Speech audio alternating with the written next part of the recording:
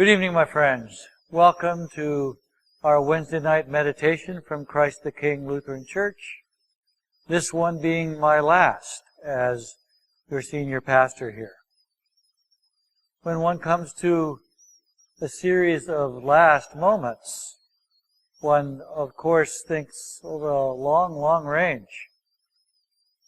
And as this is the week before my retirement, I've been thinking about 42 years and more, and have come back to what is my favorite psalm that has been an anchor for me all my years that I can recall, and that psalm also in a famous hymn, and now a more current interpretation of that hymn.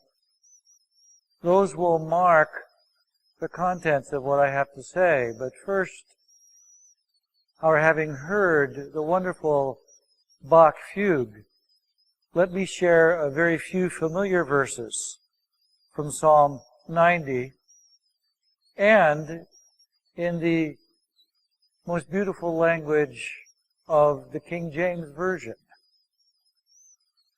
Lord, Thou hast been our dwelling place in all generations. Before the mountains were brought forth, or ever Thou hadst formed the earth and the world, even from everlasting to everlasting, Thou art God. Thou turnest man to destruction, and sayest, Return, ye children of men. For 1,000 years in Thy sight are but as yesterday, when it is past, and as a watch in the night. Thou carriest them away as with a flood. They are as asleep. In the morning they are like grass which groweth up. In the morning it flourisheth and groweth up. In the evening it is cut down and withered. Latter verses. Make us glad, according to the days wherein Thou hast afflicted us, and the years wherein we have seen evil. Let Thy work appear unto Thy servants, and Thy glory unto their children. And let the beauty of the Lord our God be upon us. And establish Thou the work of our hands. Yea, the work of our hands. Establish Thou it. And now let the work of a certain pair of hands be established, as we hear our new friend Ben play, O Christ our light, O radiance true.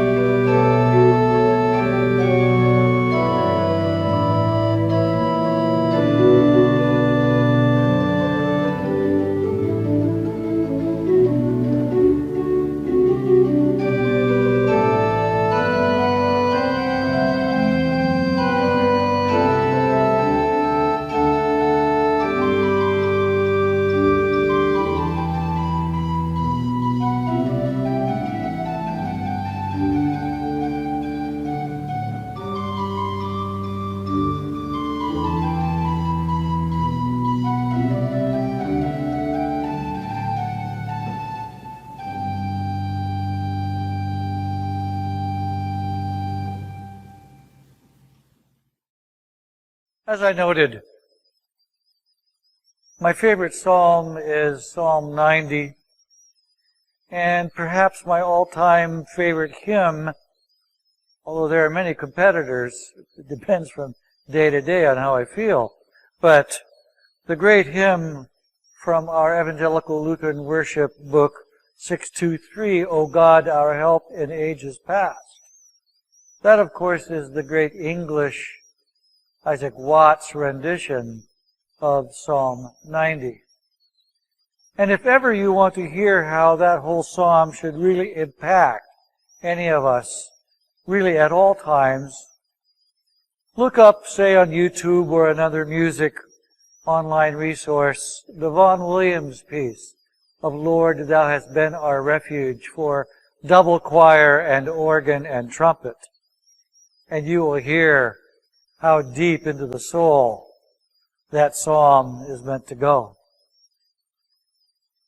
Part of my thinking about that is that with so much choral music in my life, especially early in my young adulthood, is what gave me some foundational elements for my own theology on which I've built ever since. But more than theology, my spirituality and my very faith in a God who is steadfast with us through thick and thin, through every possible contortion of life.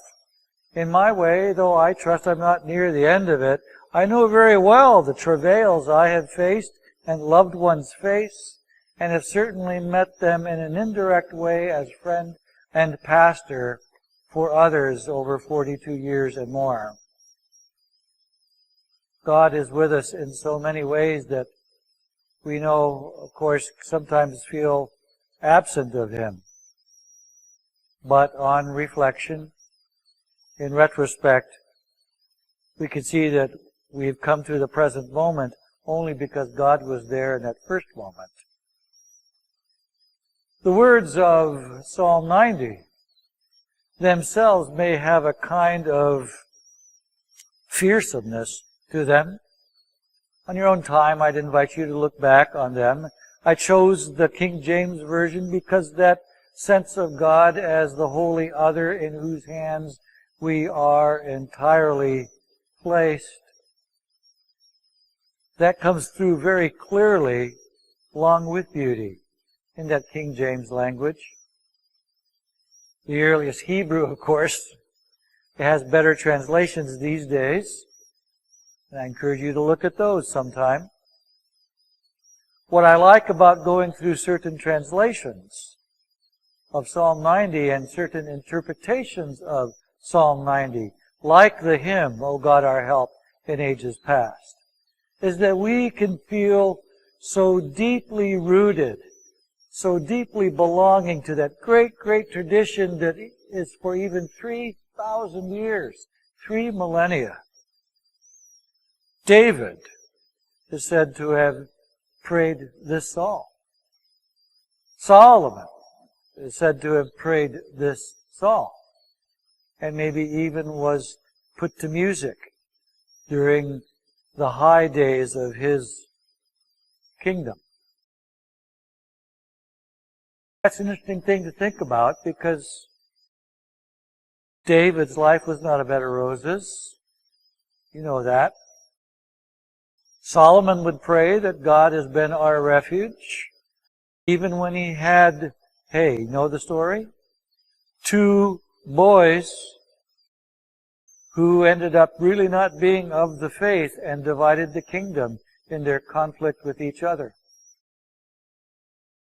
It was a long, long time before the people of God had known any kind of unity after what Solomon's sons had done in dividing the whole kingdom.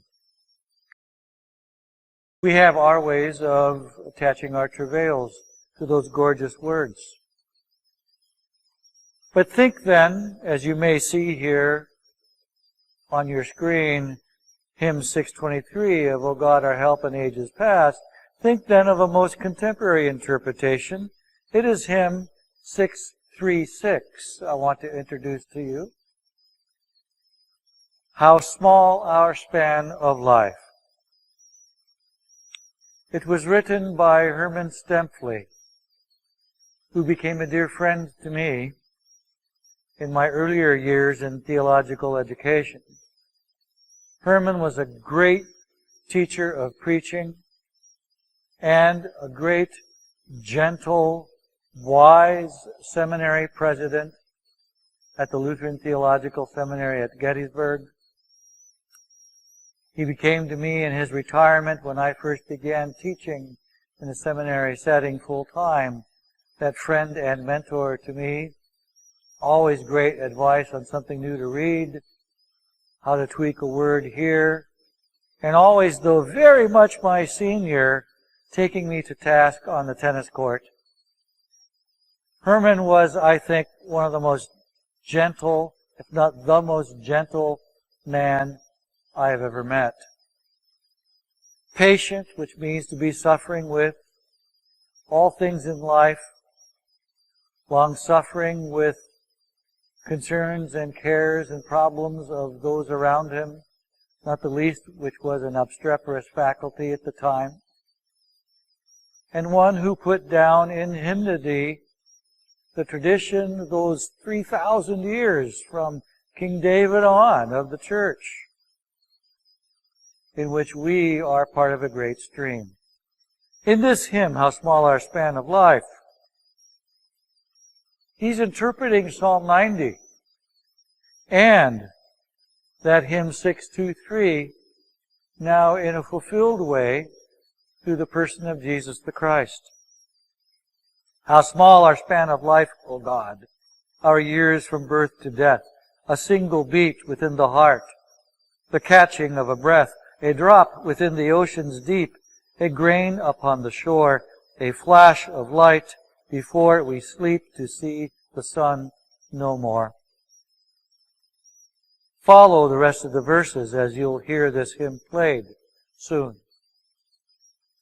And know that these verses in their way catch Herman's pain, and above that his joy, and above that all of his gratitude for a steadfast God with him. As I sing this song now, like those others, with joy and gratitude, notwithstanding trials all around.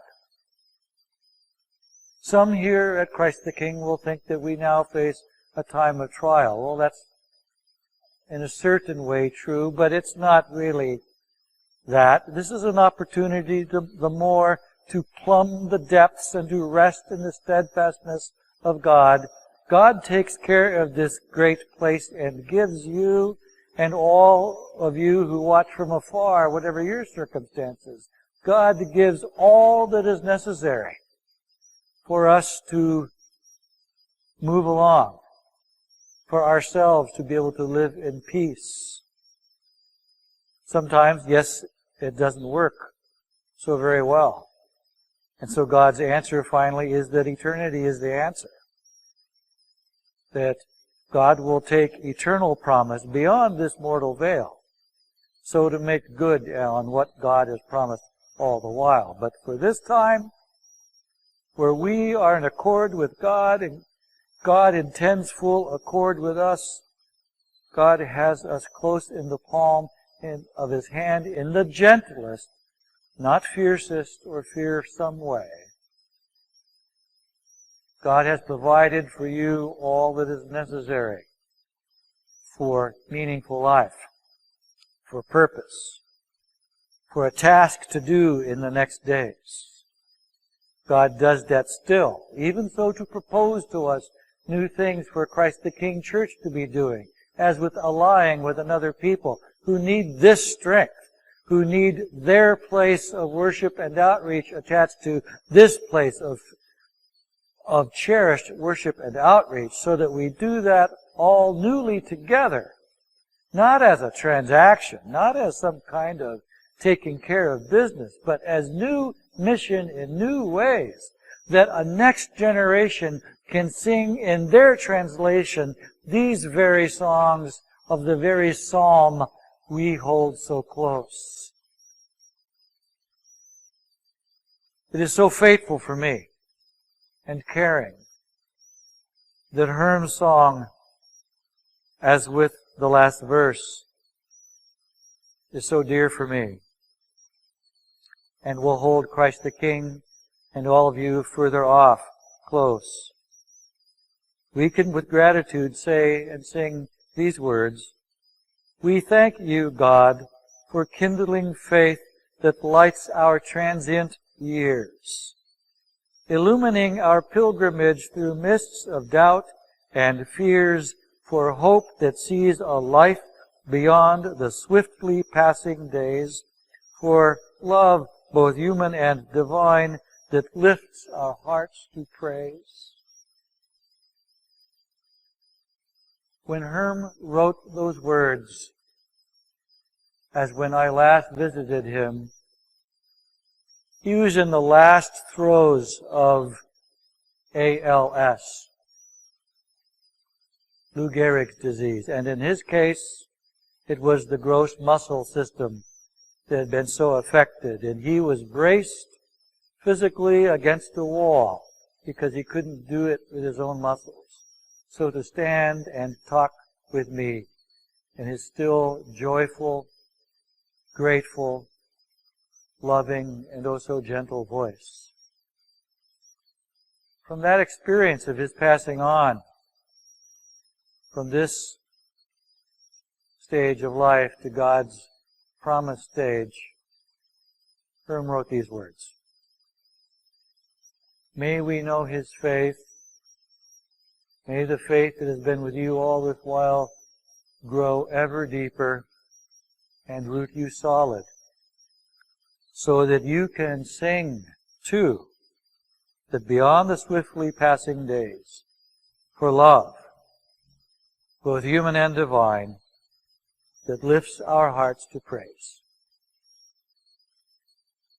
Christ's peace is with you, and my love from you and for you will always flow. For all this and for what is to come, we say, thanks be to God.